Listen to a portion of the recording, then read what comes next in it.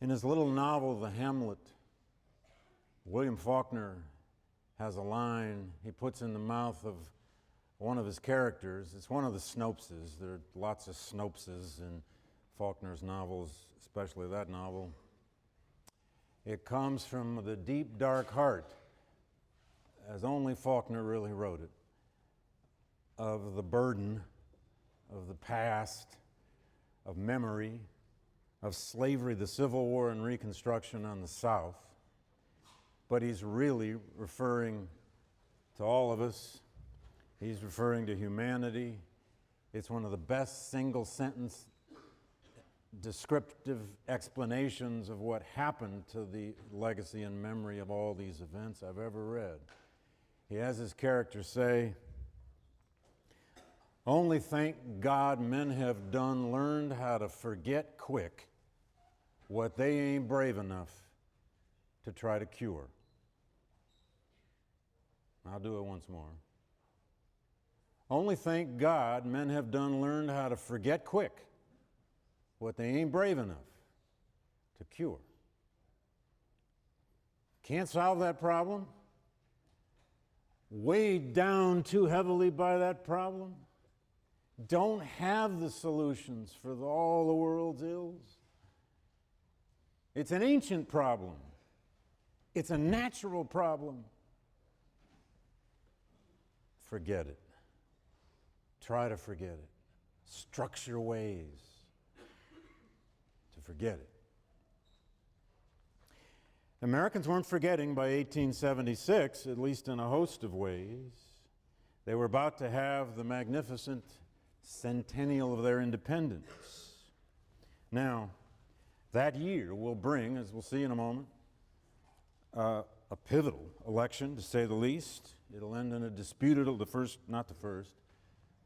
second great disputed election in American history, and a sordid political compromise that most of us in textbooks and in teaching still call the end of Reconstruction. But I'm going to leave that question of when Reconstruction ended to all the great forthcoming books of my various graduate students who are going to solve that issue. And I'm going to probably suggest before we finish that it's never quite ended. But listen to just a couple of the public commentaries that year of America's centennial of independence and what they were thinking about. The New York Evening Post announced, "The great work of the century," it said, "is finished. And the year which is about to dawn will be the very first one wholly free from the duty of dealing with the old and dangerous subject. Slavery died in this country 10 years ago, but not until now have we finished the work of readjusting our national life to the new order of things. Not until now have the questions which grew out of slavery been fully and finally settled. Not until now have the echoes of the war died out of our politics and our lives." Now just listen to how conclusive that is. It's over, folks. Or the Springfield Republican, a Republican Party paper, an old abolitionist paper, 1876. "We must get rid of the Southern question. There is no chance or hope of healthy politics until we do. Get rid of it. So long as the war issues are capable of being warmed over from year to year and election to election, so long as the large section of the country is disturbed by violence and paralyzed by misgovernment, so long as white is arrayed against black, so long will our politics be feverish with this disease."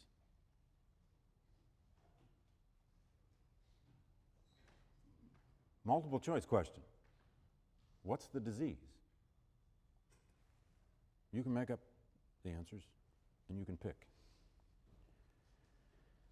Or the New York Times, not a liberal paper in these years.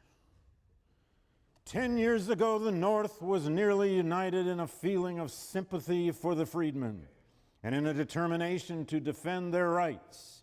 Now, not a few believe that the rights of the whites are those which have been infringed upon.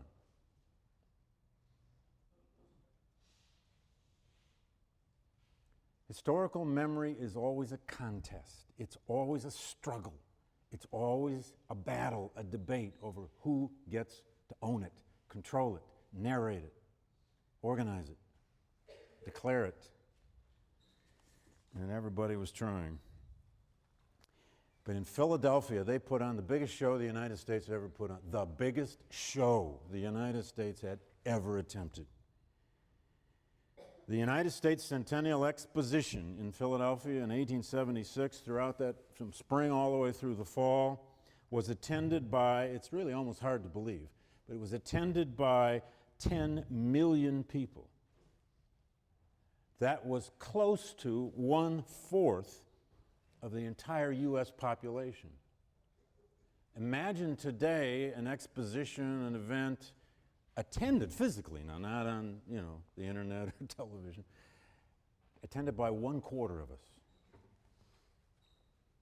They had a wax replica of Cleopatra there, huge thing. What the hell that had to do with the U.S. Centennial, God only knows. But when you want to be a great country, you got to reach over history and back to classical times. The great theme of the exposition, of course, though, was machines. It was the machine age. It was the excitement of technology. They had a telephone there, a typewriter, an electric light, a new floor cloth called linoleum. They celebrated packaged yeast and something called, are you ready? The internal combustion engine. The coreless steam engine, gigantic thing. It's now today in the Smithsonian in Washington. You can see this. It's an amazing thing. Was 700 tons and 40 feet high, and people looked at it in awe. This thing was going to make energy for the future. Machines and technology, it was said over and over and over and over, were remaking American society and would remake its future and would make the United States the greatest manufacturing, industrial producing nation on earth. True. All of this national self-congratulation ignored or masked some of the less admirable features of American life, and of course it would. You don't have a national centennial celebration and then say, oh, by the way, you can buy your ticket here to celebrate, and you can buy your ticket here to look at all of our tragedies. I mean, we don't do that, do we? But it doesn't mean that history's not happening. The Pennsylvania and Massachusetts exhibitions, every state had one, made no mention of the great labor strikes that had just hit their states, even though 27 of the very textile mills that had just been struck in Fall River, Massachusetts, exhibited their wares at the exposition. There's no mention whatsoever of the enduring economic depression, which was still going on in 1876. There was a woman's pavilion, added as an afterthought at the last minute. It housed collections of needlework and weaving and demonstrations of power looms. There were no mentions whatsoever of women's political subordination or activism, the crusade for women's suffrage, which was going on everywhere. Women's suffragists tried to be recognized and to protest. In fact, the exhibition weren't allowed to. Women's place in this was essentially apolitical. For African Americans, there were no exhibits at all about them. They were even excluded from the construction crews that built all the halls. There was something called a Southern restaurant, which according to the guidebook featured, quote, a band of old-time plantation darkies performing songs. There was a bale of Benjamin Montgomery's cotton from Davis Bend, Mississippi, which won an agricultural medal at the exposition, beating out cotton from all over the South and from Brazil and from Egypt and the Fiji Islands and other places, but no mention whatsoever made of the recent violent overthrow of Reconstruction in Mississippi. American Indians were represented at the exposition, but almost exclusively depicted as a people of the past or as harmless and primitive noble savages. They were either a vanishing Indian or an Indian of a kind of cultural mystique, a deeply American mystique. And then came the news right after the 4th of July, where some real Indians rudely interrupted all the celebrations. The news arrived that General George Armstrong Custer had been defeated, indeed wiped out, all his men killed, well, almost all, by the Sioux, led by Sitting Bull and Crazy Horse at a place called Little Bighorn. Custer's last stand, images of which would end up behind the bar in every saloon west of the Mississippi and a hell of a lot of them east of the Mississippi for the rest of that century. That victory for the Indians, of course, would be a Pyrrhic victory in their struggle to hold on to land, culture, place.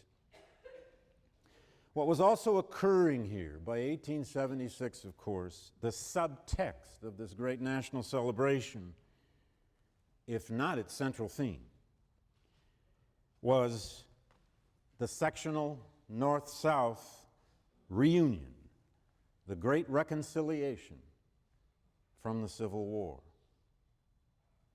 Now, one might say that's inevitable. It had to happen. I said this at the beginning of our whole unit on Reconstruction. North and South had to come back together. South wasn't going to go somewhere.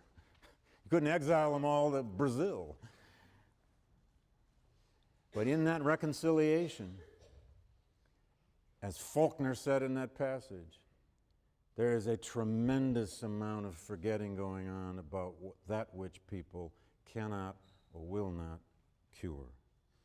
And what is going on in great part is that peace among the whites that Frederick Douglass had worried about the year before in 1875. Back up with me now, though, to 1874, at least quickly. We're going to look at two elections today, which kind of move us toward what we can at least call some vestige of an end of Reconstruction. The 1874 congressional elections took on a significance that off-year congressional elections don't always have, although we've had some of these kinds of off-year congressional elections in our own lifetime in recent years. Like 1994, which you may or may not remember, when the Gingrich Republican movement took over the Congress. And after 40 years of Democratic rule, they were gone. And then in 2006, the Democrats take back both houses of Congress, etc. In essence, the 74 congressional elections were a referendum on Reconstruction. You'll remember the Slaughterhouse case had come out in 73.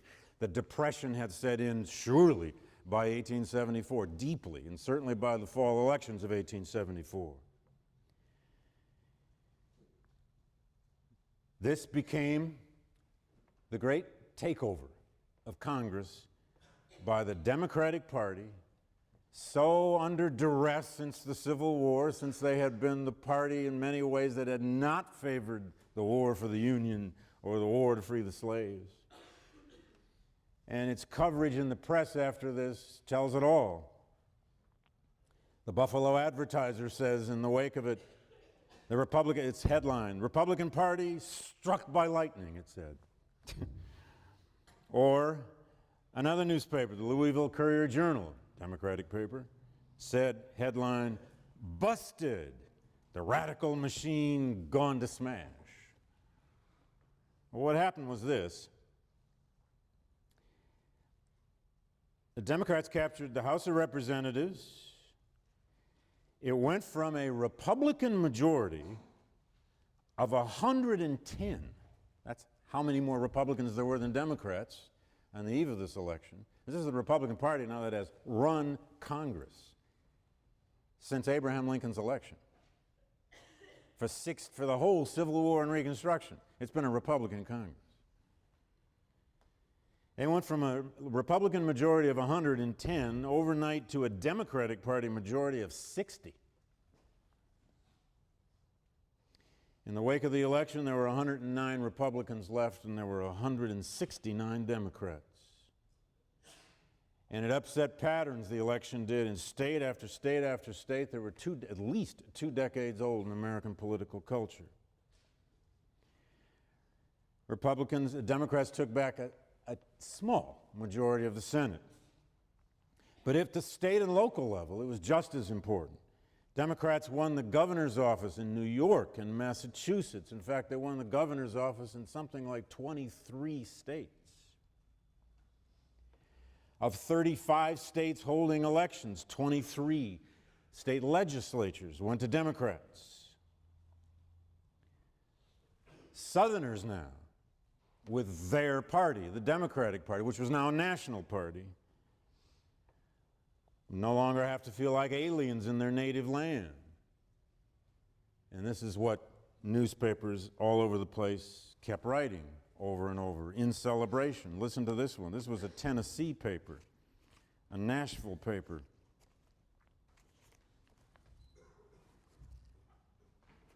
Which said, I quote, "The recent election was not an election," said the Tennessee paper. "It was a country coming to a halt and changing front. The whole scheme of Reconstruction stands before the country today, a naked, confessed, stupendous failure, at once the most remarkable and the most inexcusable failure in all of history."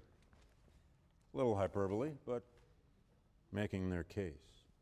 The causes, of course, are relatively obvious, but it was still a shock, certainly to Republicans. There was tremendous fatigue with the reformist in the political culture, including the North, or especially the North. There's tremendous political fatigue with the reformist spirit of the Republican Party. The economic depression was absolutely central to this election and why the Dems came back. The scandals and mismanagement of the Grant years already setting in was a big deal by 74. It's going to be an even bigger deal by 1876. Democrats are going to portray themselves now as the Reform Party, the party of civil service reform, the party of clean government.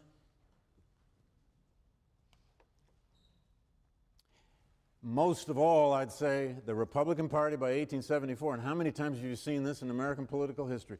The Republican Party of 1874 paid a high price for its recent history of support of black rights and the idea of racial equality.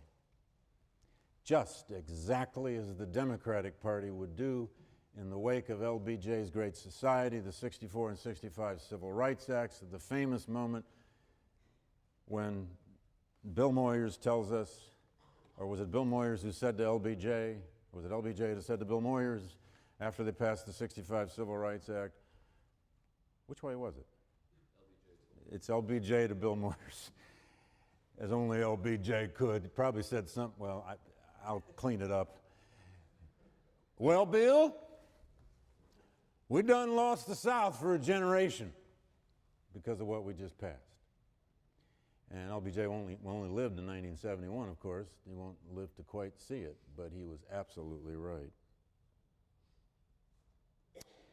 Southern redemption kept happening, although 7 of the 11 Southern ex-Confederate states were already back under the control of the Southern Democratic Party even before this. Now, in the wake of this election, 1 more will come the next year, and only 3 will be left by the 76 presidential contest: South Carolina, Mississippi, and Louisiana, unredeemed, as the South put it.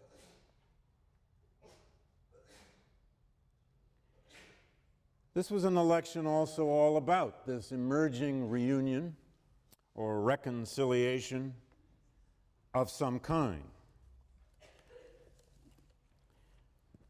Let me give you a couple illustrations of what happened in the wake of this election.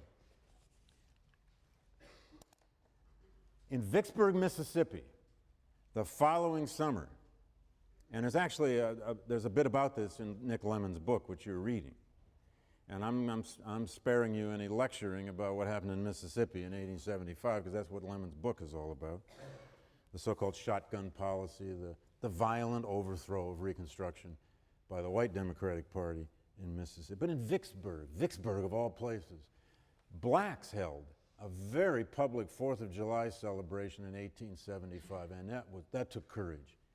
It was bold. Their own politicians spoke. A black Republican circuit judge gave a speech. The black Secretary of State in Mississippi gave a remarkable speech, a somewhat challenging speech to the Democrats.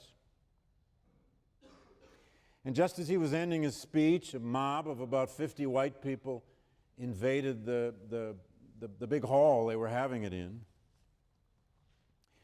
And a shot was fired as a signal, and they opened up. And they just started firing. They killed 2 on the spot, wounded about 10 that died later. It was a 4th of July celebration, stopped by cold-blooded murder. There was an observer at this event, an African American, who wrote an account of it under the pseudonym Veni Vidi, which means I came, I saw, and it was published in the New York Herald Tribune, as well as the Christian Recorder and some other places. He laid the blame for this not on that white mob. I mean, they were tired of blaming white rednecks in the South for killing them. Veni Vidi blamed it on national reconciliation. He said the killings on the 4th of July in Vicksburg were because, quote, Boston and Ohio were holding the coats for Georgia and Mississippi while they slay the common victim of northern prejudice and southern hate. That's a very clear, on-the-ground, eyewitness description of where responsibility now for this may lie, not just with the mob, but with the folk who are allowing the mob to do its business. All right.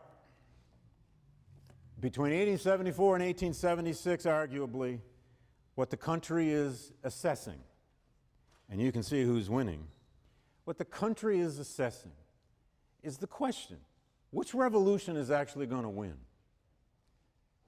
If this is a second American Revolution, which is a construction historians have put onto this over time with different meanings, Charles Beard had a different meaning than Eric Foner, and others of us have used it. But which revolution would prevail? Is it the revolution of 1863 to 65? Is it the revolution that Abraham Lincoln finally named and then said would be enforced, very bluntly, in his second inaugural? With every drop of blood shed by the lash, it shall be paid in blood shed by the sword.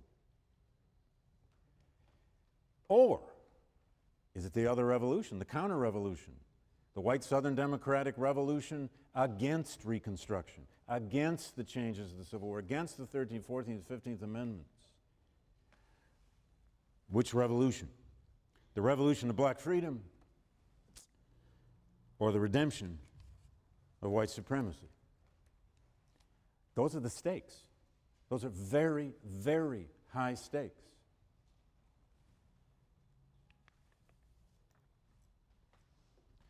In fact, just let me use a picture or two for the heck of it.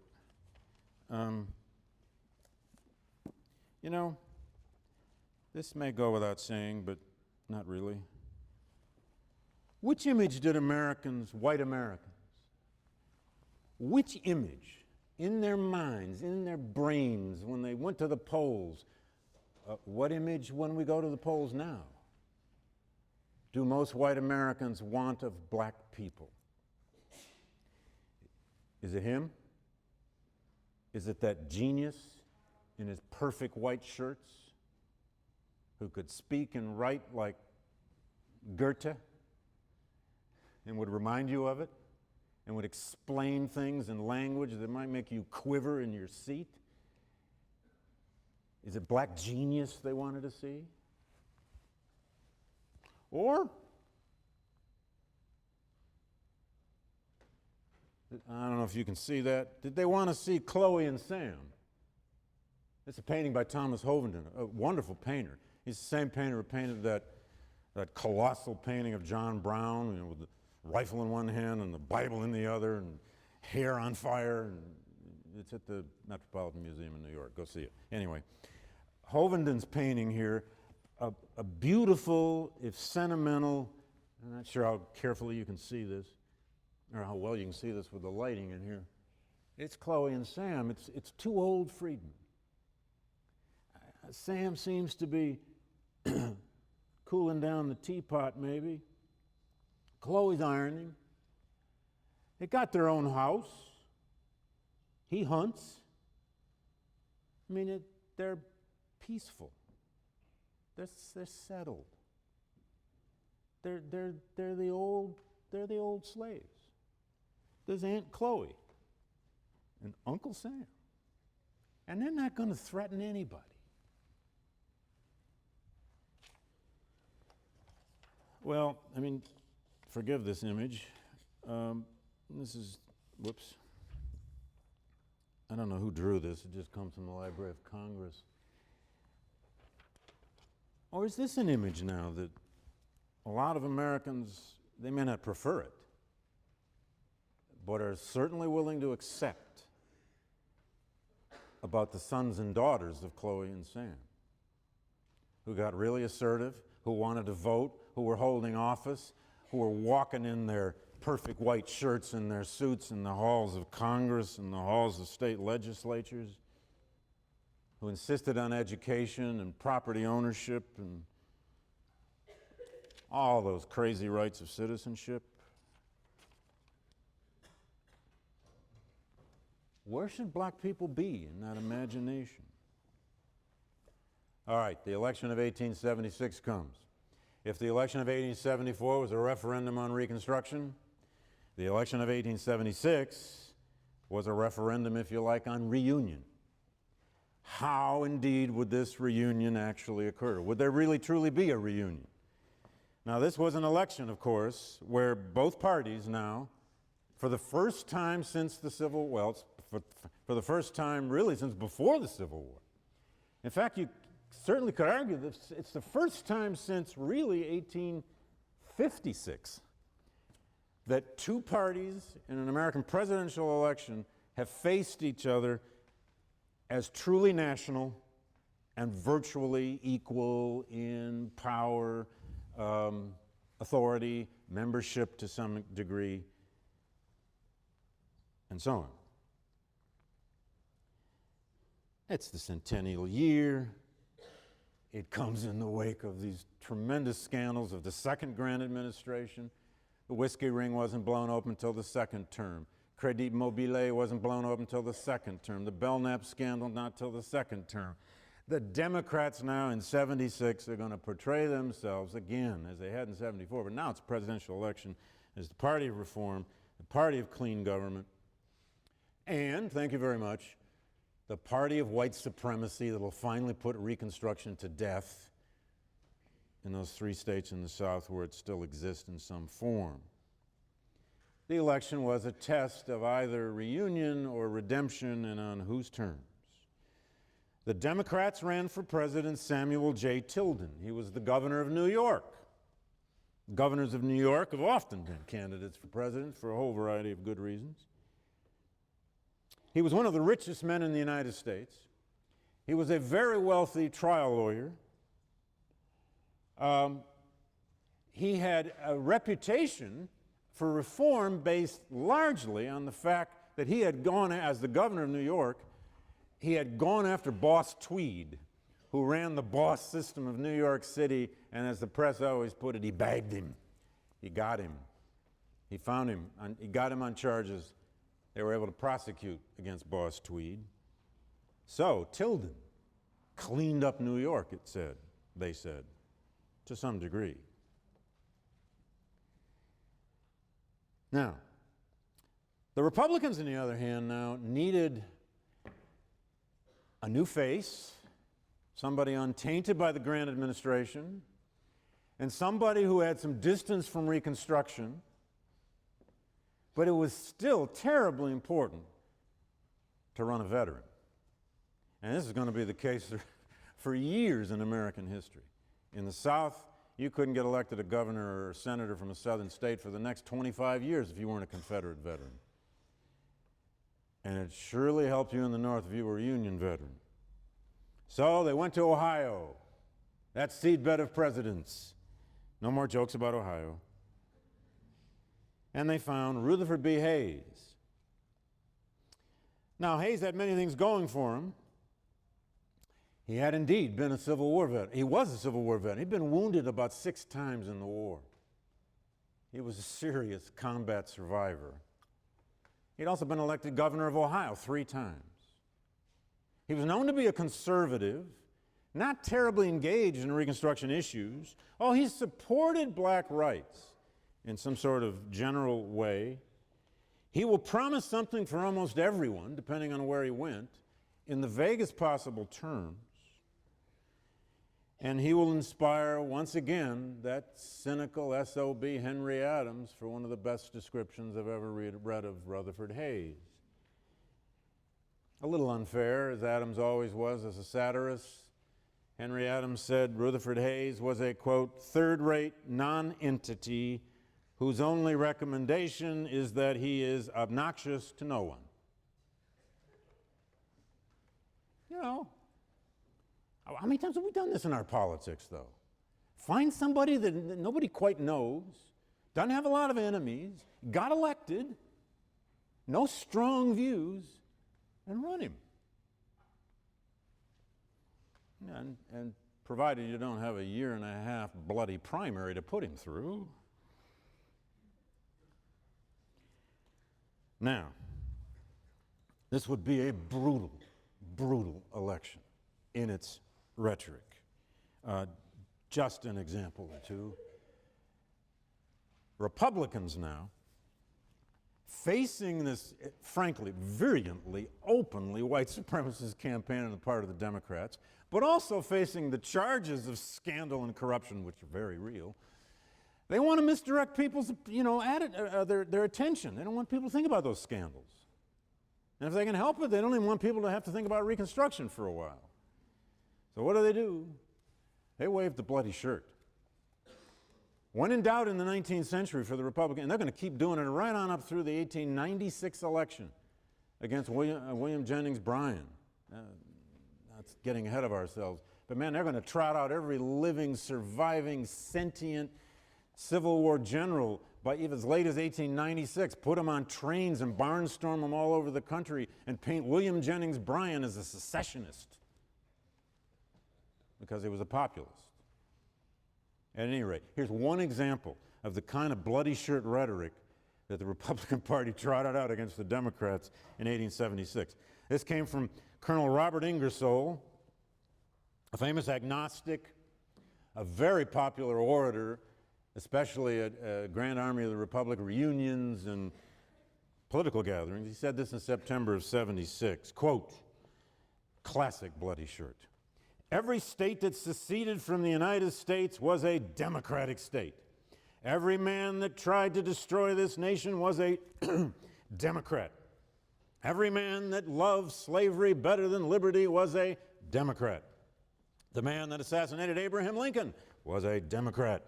Every man that raised bloodhounds to pursue human beings was a Democrat. Soldiers, every scar you have got on your heroic bodies was given to you by a Democrat. And those Union veterans that get up and cheer, yay, scars, Democrat scars. It worked. It worked in a lot of places. The war is only 10 years ago. And there are hundreds of thousands of Union veterans. They are the base of the Republican Party. A deep, broad base, especially across the Midwest, which is where they're all moving. And in the far West, Civil War veterans are moving west. In the election, again, the rhetoric got terrible. And when the election was held, it was a very violent election. We'll never know. No one will ever know how many thousands of African-American voters, especially in the 3 states of Mississippi, Louisiana, and South Carolina, Mississippi, South Carolina, Louisiana as well, but also Florida. We'll never know how many were intimidated and kept from the polls. We know it was thousands, hundreds of thousands in all likelihood. One Republican official in Mississippi observing the election said, in his view, the white population was essentially one vast mob. Now, what happened, of course, is that Tilden carried all of, a map here may be useful. Tilden, I don't know how well you can see that, but at least you can see the contours of it. Tilden, the Democrat, carried all of the solid South, except, now solid Democratic South, except 3 states. The 3 states remaining under teetering Republican regimes: Louisiana, South Carolina, and Florida. Tilden also carried 4 northern states, his own, New York, New Jersey, Connecticut, and Indiana. Hayes carried all the rest of the North and much of the West, but without the 3 southern states counted, Louisiana, Florida, and South Carolina, the electoral count, and when the returns came in that night and the next day, and it took longer in those years, it took at least 24 hours after an election ended, and sometimes 48 hours before they even had real official counts. In the Electoral College, now first of all, there's no question that at least in the votes cast, Tilden won the popular vote. If you like, in the terms of numbers, he's the Al Gore of the 1876 election. He won the popular vote of the votes cast. Now, how many hundreds of thousands, particularly of black Republicans who didn't vote for fear for their lives, we don't know. In the Electoral College, before you count the 3 disputed states, the number was 184 to 166, Tilden to Hayes. It took 185 to be elected. The handwriting on the wall initially was that, well, even in the official Republican Party offices in Washington, D.C., as the returns were coming in the next day, they were about to hold news conferences, send out messages, and say, well, guys, guess we lost. And then quickly, inside their offices, they realized that there were 19 electoral votes in the 3 disputed states.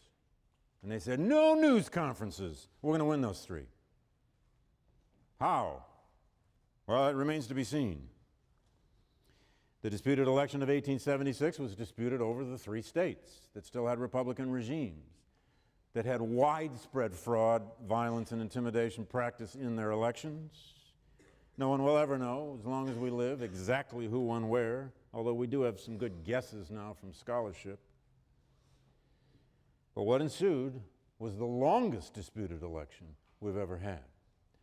The Gore-Bush affair of 2000 lasted, 35 days before the Supreme Court chose our president.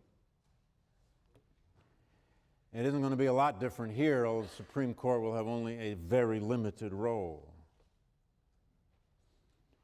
The official popular vote count in 1876 was 4,284,000 some odd votes for Tilden and 4,036,000 and some odd votes for Hayes. That was an official popular vote. But one of the best ways to think about this election is that, frankly, the Democrats stole it and then the Republicans stole it back. Hate to sound so cynical, but frankly, folks, that's essentially what happened. Under the 12th Amendment to the U.S. Constitution, of course, if there's a disputed election and no one gets a majority of the Electoral College, we ignored this one in 2000. I just thought I'd point that out. It is supposed to go to the House of Representatives, and the House of Representatives, in its good counsels, shall choose the president, says the U.S. Constitution. They followed the Constitution in 1876.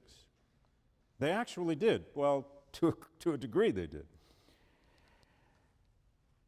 With the country waiting, with all kinds of rumors flying, and the press, I went back and studied the press in these disputed months.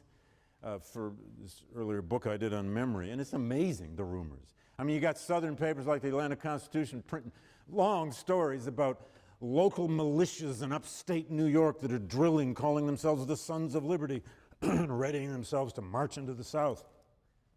And you got Northern papers like the Chicago Tribune printing article after article about Confederate mobs and militias that are drilling all over the South and preparing themselves to march into the North, most of which were completely false. But it became long, tense winter months of fear. And now, of course, when fear sets in, blood memory sets in. The United States House of Representatives decided to establish an electoral commission. It would have 15 members. There would be 5 Republicans, 5 Democrats, and 5 Supreme Court justices. 15 people. Sounds relatively fair. Not quite. 3 of the Supreme Court justices were Republicans, 2 of them were Democrats. That means there were 8 Republicans and 7 Democrats on this electoral commission. The job of this electoral commission was to investigate the voting returns of the 3 disputed states of Louisiana, Florida, and South Carolina. They were to study the returns. The Democrats in Congress initiated a long filibuster, and they held it. They started a filibuster in December of 76, and they're still doing it. I mean, they're reading city directories and whatever other garbage. They didn't have phone books yet. They were just reading newspaper articles day in and day out until the 4th week of February of 77. Nothing went on in the U.S. Congress. There were threats of disunion. Hot-headed Democrats would announce the slogan, "Tilden or fight." President Ulysses Grant, lame duck, can't wait to get out of office. Already has his ship booked for his grand tour around the world, where he'll leave on May 17th. For the greatest tour any American ever made of planet Earth. That's another story. But Grant quietly began to rebuild and re-garrison some of the forts around Washington, D.C. And lo and behold, the commission met, and lo and behold, they voted. Guess what? It's a suspense. They voted 8-7 that the Republicans, Hayes, had won in Louisiana, Florida, and South Carolina, based on the theory of widespread fraud and violence. Now, there's a lot to that. They never really knew what those voting counts were, to be honest. But the way in which the disputed election of 1876 was settled, of course, was ultimately not even by that electoral commission. It was settled in the Wormley Hotel on February 26th and 27th of 1877 in a 48-hour meeting between 5 Ohio Republicans representing Hayes and 4 Southern Democrats representing Tilden. The Compromise of 1877, as it is called, was a deal. It was a deal based on interests, not on votes. The Democrats were willing to give up the presidency if they could get in return what they most needed. They wanted federal subsidies for a Western Pacific Railroad, at least one with a southern terminus. They wanted their harbors dredged. They wanted federal subsidies to rebuild the infrastructure of the South. Lo and behold, they wanted federal money. All these states' rights Southern Democrats, thank you very much. They wanted federal money to rebuild their society. Bring us your investments, they'd been saying for a long time from carpetbaggers to carpetbaggers. Just don't come here and try to get elected.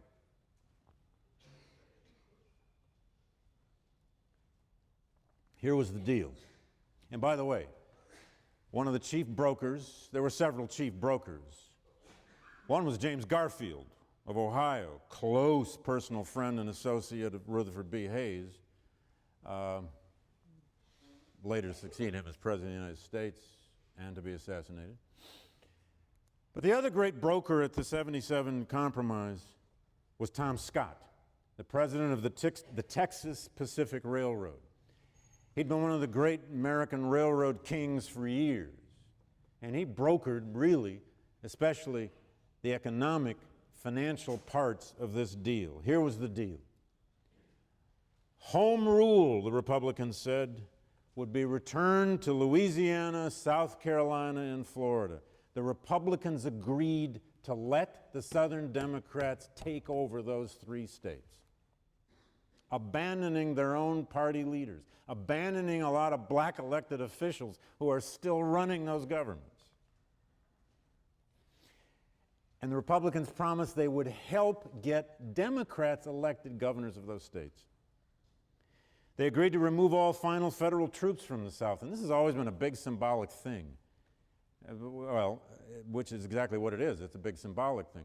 There were very few troops left anywhere in the South, and those few thousand that were still there were located in forts along the coast, and quietly, Ulysses Grant signed a bill in the third week of February, just before the deal at the Wormley Hotel, that repealed the law placing those troops in the South. One and possibly two cabinet positions in Hayes's cabinet were promised to Southern Democrats. They particularly promised the postmaster generalship because of its patronage powers. The Democrats agreed to help James Garfield become Speaker of the House. It's a deal, folks. Quid pro quo, tit for tat. The Democrats agreed to enforce, well, I can almost not say this one. The Democrats agreed to enforce the Civil War amendments and black civil rights. And the Democrats agreed to stop their filibuster, accept the official count, and allow Hayes to be peacefully inaugurated 3 days later, or 4 days later. On March the 3rd, Rutherford B. Hayes was privately inaugurated. No outdoor inauguration on the steps of the Capitol, as they are always done. They feared violence, interruptions. They didn't know what was going to happen. He was privately inaugurated quietly in the East Room of the White House. Catastrophe had been averted, but at what a price. C. Vann Woodward once accurately called this compromise a treaty as much as a compromise. And it's a compromise of 1850, you'll remember, is so often referred to as an armistice rather than a compromise. This compromise of 1877 was, in some ways, a treaty. And oh, by the way, Hayes made it very clear in private communications what he'd been really saying publicly, and that is that his Southern policy would be essentially his own phrase, a let-alone policy. The South would be allowed to control its own social institutions, its political culture, its lives. Even Grant himself had said that, you know, Reconstruction was dead, and maybe we made mistakes and shouldn't have even tried. Grant himself said to his cabinet that the 15th Amendment, he said, had, quote, done the Negro no good. Oh, Ulysses. And right after the inauguration, an editorial in The Nation magazine, now a fuming reformist magazine that wanted to clean up American corruption, E.L. Godkin, its great editor at The Nation, said he rejoiced, in fact, at this compromise, this settling of this dispute. And he announced his words. The Negro, he said, will disappear now from the field of national politics. Henceforth, the nation as a nation will have nothing more to do with him. Now, there are many meanings, legacies, implications of this compromise. There are many long-lasting implications and legacies of this compromise and this particular end of Reconstruction. And it does seem like a sort of dead end, a lights going out kind of moment to all that idealism, or whatever we wish to call it, that emerged from the war. It would leave a person like Frederick Douglass in a certain degree of despair.